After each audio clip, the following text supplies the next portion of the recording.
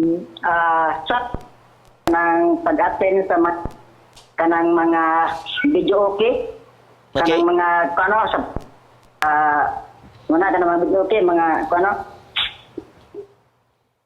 Ang imong gisgutan mahitungod sa video kay okay ba o dili?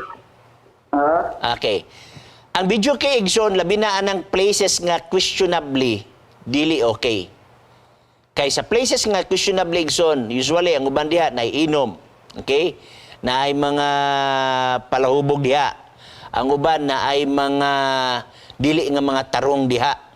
Pero kung mag-video kay kaigsoon sulod sa ibong balay, labi ng mga religious imong kantahon, no, so may problema na, walay problema. So ang problema ana igsoon mao ang place, klase sa lugar. Ikaduha, bantay usab nga atong pag-video kay dili makadisturbo sa laing panimalay.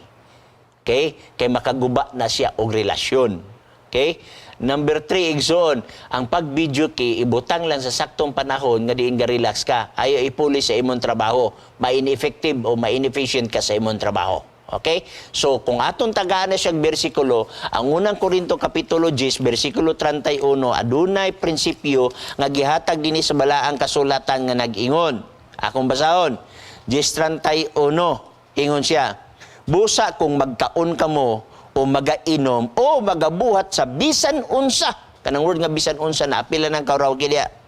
Buhatan ninyo kining tanan aron sa paghimaya sa Dios. So kung ang imong pagkaraoke dili makahimaya sa Dios, ayaw na lang. Pero sa imong pagkaraoke makahimaya ka sa Dios kay imong gikanta mga religious ug uban pa nga dili mga offensive nga mga kanta sa Kristohanon nga pagkinabuhi, buhata ka na. Okay?